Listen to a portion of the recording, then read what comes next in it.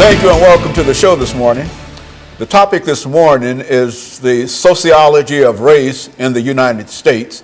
And we're fortunate to have with us to talk about the sociology of race in the United States an eminent sociologist from Tennessee State University, Dr. EKSanford. And of course, Dr. Sanford has been with us on a number of occasions, and each time he brings us excellent information. And Dr. Sanford, let me welcome you to the show this morning, and to tell you how delighted we are to have you here this morning to deal with this topic of the sociology of race. Now, it might sound strange to talk about the sociology of race, but I felt that as a sociologist, you have all the information, academic information, and et cetera, so that we could sort of build the show around this kind of information. And I think that that will be quite informative in reference to what we're trying to do here.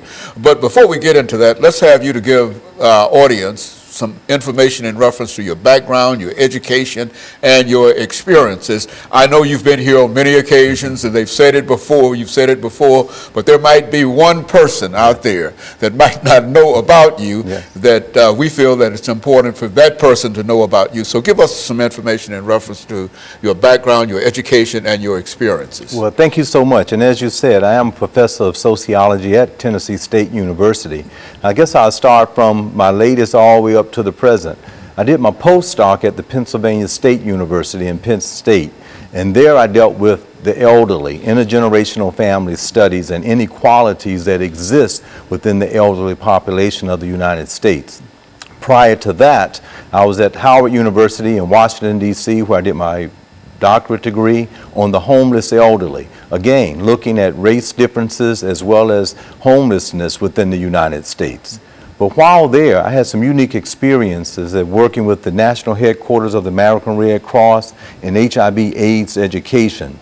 We were the groundbreaking organization that started the whole issue of outreach for HIV/AIDS that was funded by the Centers for Disease Control and the United States Congress.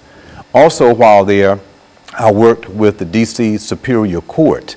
In that capacity, we dealt with mediation within the court system. I also worked with the American Association of Black Law Enforcement Executives, dealing with incarceration rates here in the United States and victims assistance. But I did my undergraduate degree at North Carolina Central University, as well as some studies at UNC in Chapel Hill and at the Institute for Social Research at the University of Michigan. Cool. And then one of my specialty areas in this particular has been in race and ethnic relations in medical sociology. And while at Howard University, they had an excellent program in Africana Studies and African American Studies, looking at a diaspora type of issue. And I did an external minor while working on a doctorate degree in that, which I think is very relevant for today's topic on looking at the sociology of race in America and how it has persisted from an earlier time to the present. And so I think that we've got some excellent information, and you've got the best experience to really talk about the sociology of race in America. What would you say in reference to making a statement that would sort of bring into view your basic information that you're going to deliver to us today? Give us sort of a capsule of what you wish to bring to us this morning. Absolutely. I think race, what I would like the viewing audience to understand, is a very complex issue, and it's totally ingrained in the very fabric of the American culture. And when I say culture, I'm talking about that complex whole that includes knowledge, traditions, values, and that's passed down from one generation to the next generation. So with that said, it's important to understand how race actually came about, how it was constructed here in America from 1619 to 2016. So I would like at the very outset to understand the complexity of it, because sometimes it gets so ingrained that we become so commonplace and it becomes something that we just think that is just everybody there. know about it. Everybody knows about it. Like a language, for an example. We were born in America, so we learned to speak the English language. And as a result of that, we were born in America, and with certain cultural traits that exist, those things are learned as well.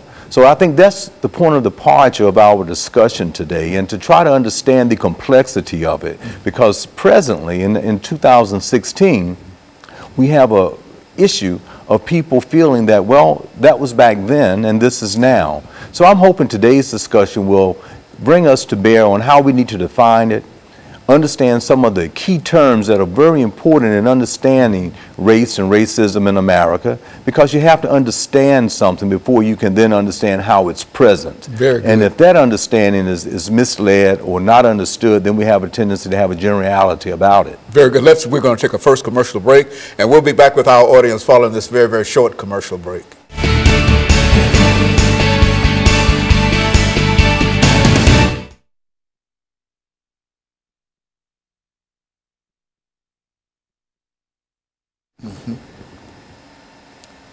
And so what I'll do, I'll just introduce the show again, and you do just as you did this time, just take it on.